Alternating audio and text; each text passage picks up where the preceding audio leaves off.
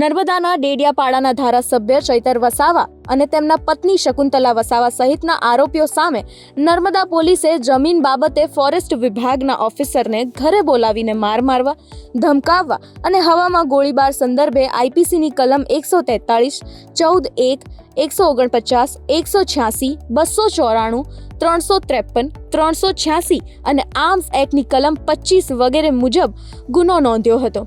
નર્મદાની કોર્ટ આ કેસમાં ચુકાદો આપતા ધારાસભ્ય ચૈતર વસાવા અને તેમના પત્ની શકુંતલા વસાવા સહિત કુલ 9 આરોપીઓને 7 વર્ષની કેદની સજા ફટકારી હતી. ઉપરોક્ત દોષિત ઠેરેલા આરોપીઓ પૈકી ધારાસભ્ય ચૈતર વસાવાના પત્ની શકુંતલા વસાવા સહિતના કેટલાક દોષિતોએ ગુજરાત હાઈકોર્ટમાં અપીલ અને જામીન અરજી દાખલ કરી છે, જે સંદર્ભે ગુજરાત હાઈકોર્ટમાં શકુંતલા વસાવા સહિતના 5 આરોપીઓને જામીનની અરજી ઉપર વિગતવાર સુનાવણી યોજાઈ હતી.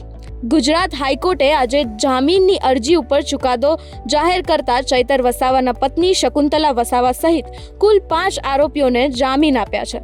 કોર્ટે નોંધ્યું છે કે આ ઘટનામાં તેઓ મુખ્ય આરોપી નથી કે તેઓએ કોઈને ઈજા પહોંચાડી નથી. અગાઉ આ જ કેસમાં નર્મદા કોર્ટના ચુકાદા પહેલા જામીનની અરજીઓમાં રજૂઆત કરાઈ હતી. જંગલમાં કેટલીક જગ્યાઓ ખાલી હતી જ્યાં ગામડાઓમાં રહેતા લોકોએ કપાસ વાવ્યું હતું. જંગલના અધિકારીઓએ તે જગ્યાને ખાલી કરાવી સામાનને ખુલ્લા બજારમાં વેચી માર્યો હતો. આથી ગામડાના લોકોએ વળતરની માંગ સાથે ચૈતર વસાવાનો સંપર્ક કર્યો હતો, જેથી ચૈતર વસાવાએ જંગલના અધિકારીઓ સાથે મીટિંગ રાખી હતી, જેમાં જંગલના અધિકારીઓએ વળતર આપવા સંમત થતા વિવાદનો અંત આવ્યો હતો. પરંતુ બાદમાં જંગલ ખાતાના ઉચ્ચ અધિકારીઓના કહેવાથી પોલીસ ફરિયાદ નોંધાઈ હતી.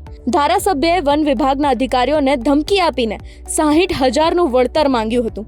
ધારાસભ્યએ હાથ પગ તોડવાની ધમકી આપીને ગાળો આપી હતી. તેમજ ધારાસભ્યએ પોતાના બની રહેલા ઘરમાંથી એક વ્યક્તિને રિવોલ્વર લાવવાનું કહ્યું હતું અને બાદમાં 1 રાઉન્ડ હવામાં ફાયરિંગ કર્યું હતું. વન વિભાગના કર્મચારીઓને માર મારીને ધમકી આપતા કર્મચારીઓએ પોતાના એકાઉન્ટમાંથી ATM દ્વારા રકમ ઉપાડીને ખેડૂતને ચૂકવી આપી હતી.